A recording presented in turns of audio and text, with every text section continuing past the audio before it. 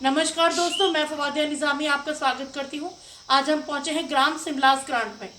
यहाँ पर पूजा पाल मैडम हमारे साथ हैं, जो यहाँ ग्राम प्रधान हैं। आइए उनसे जानते हैं उनके किए गए कार्यों के बारे में। मैम नमस्ते, कैसी हैं आप? बढ़िया।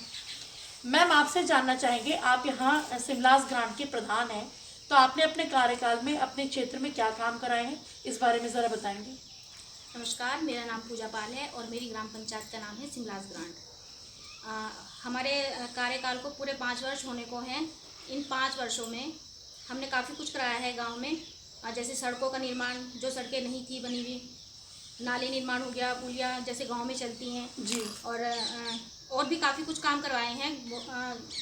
जैसे किसी का आवास हो गया और पेंशन से संबंधित काफ़ी लोगों की पेंशन भी लगी है जी। काफ़ी काम हो चुके हैं और गांव वाले भी खुश हैं। मैम आपसे जानना चाहेंगे, जैसे आपने पेंशन का जिक्र किया, तो पेंशन वगैरह के कार्ड वगैरह और आयुष्मान कार्ड वगैरह इस तरह का कार्य भी कराया आपने? जी, वृद्धा पेंशन हो गई, विधवा पेंशन, विकलांग पेंशन और आयुष्मान कार्ड भी बने हैं, कृषि कार्ड भी बने हैं हमारे यहाँ। काफ़ी काफ़ी कुछ हुआ है। मैम आपने अपने कार्यकाल में पंचायत भवन वगैरह या स्कूल या इस तरह का रेनोवेशन या बनाने का कार्य वगैरह कराया? नहीं, हमने प्रस्ताव दिया था, हमारा पंचायती घर का प्रस्ताव दिया था, लेकिन थोड़ा किसी कारणवश नहीं हो पाया वो। मैम आपसे एक बात जानना चाहेंगे, जैसे आपने अपने कार्यकाल में शौचालय वगैरह का निर्माण इस तरह से? जी, सबसे जब हमारा कार्यकाल शुरू हुआ था तो सबसे पहले हमने शौचालय का ही काम करवाया था। ये रेट्रोफिटिंग का काम था हमारा स्वजल विभाग से। तो इसमें कम से कम हमारी 25 शौचालय हमने मरम्मत करवाए थे। इसमें मरम्मत का कार्य किया गया था। मैम आपसे एक बात और जानना चाहेंगे, जैसे आपने अपने कार्यकाल में जैसे समूह वगैरह की महिलाओं का जैसे इस तरह का भी काम वगैरह कराया है? जी, जब मेरा कार्यकाल शुरू हुआ था तब मेरे गांव में सिर्फ 2 समूह बने हुए थे। लेकिन जब मैं प्रधान बनी तो मैंने उसके बाद देखा, मैंने सर्वे किया पूरे गांव में घर घर घूम के कि समूह से, क्योंकि समूह से अगर लेडीज जुड़ी हैं तो उनसे उन तक पहुंचना बहुत वो हो जाता है, आसान हो जाता है ना। तो उसके बाद फिर मैंने 4 समूह और बनवाए हैं अपने यहाँ। फिर जब हमारे यहाँ मैंने इस बारे में फिर ब्लॉक में जाकर बात की तो ब्लॉक वालों ने बोला कि 5 समूह हो जाएंगे आपके गांव में तो आपका संगठन एक तैयार हो जाएगा। तो फिर मैंने देखा कि 4 समूह मैंने बना चुकी, 6 समूह हो गए हमारे यहाँ। तो संगठन बनवाया मैंने, और जब से हमारा ये समूह संगठन से जुड़े हैं, संगठन के बाद फिर हमारा क्लस्टर बनाए हैं दूधली में। अच्छा। तब से हमारा समूह ये संगठन से और क्लस्टर से जुड़ा है ना, तब से महिलाओं को बहुत लाभ हो रहा है। क्लस्टर लेवल पे काफ़ी योजनाएं भी आ रही हैं सरकार की तरफ से, और संगठन में भी काफ़ी पैसा भी आ रहा है कि नया काम शुरू करने के लिए महिलाओं के लिए, उनकी सहायता के लिए जी। काफ़ी मदद मिली है इससे जुड़ के ना, संगठन से। मैम आपसे एक बात और जानना चाहेंगे, जैसे अब से 2 साल पहले कोरोना का माहौल चल रहा था और सब लोग किसी न किसी वजह से परेशान थे, तो उस टाइम पे आपने लोगों को किस तरह से हेल्प करी, इस बारे में बताएंगे? उस टाइम तो ये तो बहुत मुश्किल समय था सभी के लिए। जी। तो हमने जितना हमें हो सका, जैसे हमें कहीं से पता चला कि हाँ, कि यहाँ से हम आर्थिक सहायता दिलवा सकते हैं लोगों को, चाहे राशन है, चाहे पैसे से है संबंधित किसी भी तरह की आर्थिक सहायता, तो वो हमने लोगों तक पहुँचाई। और घर घर जाकर लोगों को जागरूक भी किया कि उनको कैसे अपनी सेफ्टी करनी है और कैसे उनको डेली रूटीन से हाथ धोने हैं, मास्क पहन के ही बाहर निकलना है, किसी बिना वजह घर से बाहर नहीं निकलना है। तो हमने घर घर जाकर लोगों को जागरूक किया, और इस बारे में हमने अपनी आशा से भी मिलते रहे, हम उनसे उनका भी थोड़ा सपोर्ट किया इस काम में। जी।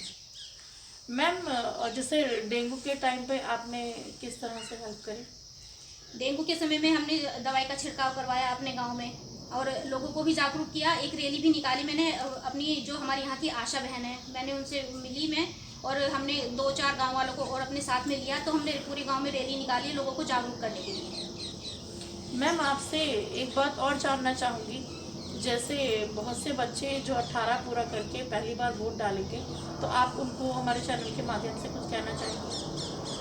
मैं उन बच्चों को सिर्फ यही कहना चाहूँगी कि वो पहली बार वोट डालें, वो वोट किसी के दबाव में ना डालें, अपने घर के या अपने दोस्तों के दबाव में आकर ना डालें। वो इंसान को देखें कि हाँ, कि कौन बंदा हमारे लिए बिल्कुल सही है और कौन हमारे लिए भविष्य के लिए अच्छा कर सकता है। तो यही सोचकर वो वोट डालें, ना कि किसी पार्टी को देखकर वोट डालें, ना ही किसी इंसान को देखकर वोट डालें कि हाँ, कि ये हमारा अपना बंदा है तो हमें इसी को वोट डालना है। और मैम बहुत से लोग जो ये कहते हैं कि वोट डाल के क्या फ़ायदा, हम वोट नहीं डालेंगे, उनके लिए आप कुछ कहना चाहेंगे? नहीं, ये वोट सिर्फ वोट नहीं है, ये हमारा अधिकार है और ये वोट डालना हमारा अधिकार है, ना ही इसको कोई छीन सकता है। और आप वोट डालोगे तो ये एक देश के लिए एक अच्छा एक नेता चुन सकते हो आप। जी। तो ये हमारे लिए बहुत ज़रूरी है कि आप लोग वोट डालें। Thank you ma'am. मैम आपसे एक और बात पूछना चाहूँगी, जैसे आप अपना कोई एक ऐसा कार्यकाल बताएं अपने कार्यकाल में किया गया जिसको आपको करने में भी मज़ा आया हो और लोगों ने उसको अप्रिशिएट किया हो। हाँ, मेरे गांव में थोड़ी सी पानी की दिक्कत थी, तो हमने ये जल जीवन मिशन के तहत अपने गांव में टंकी का निर्माण कार्य करवाया है। इसके बाद लोगों को काफ़ी सपोर्ट भी, मतलब पानी की व्यवस्था सुविधा मिल गई है अच्छी। और टंकी, अपने गांव में टंकी होने से पानी अब हम समय से, वो पानी हमारे कंट्रोल में है कि हम इस समय से पानी खुलवाना और समय से पानी बंद करवाना। तो इससे लोगों के जिस घर तक पानी भी नहीं जा पा रहा था वहाँ तक भी पानी पहुँच रहा है, तो लोग भी इससे बहुत खुश हैं। समय पर पानी मिल रहा है उनको, उनका समय भी बच रहा है। जो हमारी महिलाएं होती हैं, वो जब पानी नहीं आता था गर्मियों में, हमारे यहाँ 2-2, 3-3 महीने तक पानी नहीं आता था, तो उसके लिए महिलाएं पानी के लिए ही नल में लाइन में खड़ी रहती थी हैंडपम्प से पानी भरने के लिए। लेकिन जब से टंकी का निर्माण हुआ है, उन महिलाओं का समय भी बचा है, वो महिलाएं भी अब खुश हैं।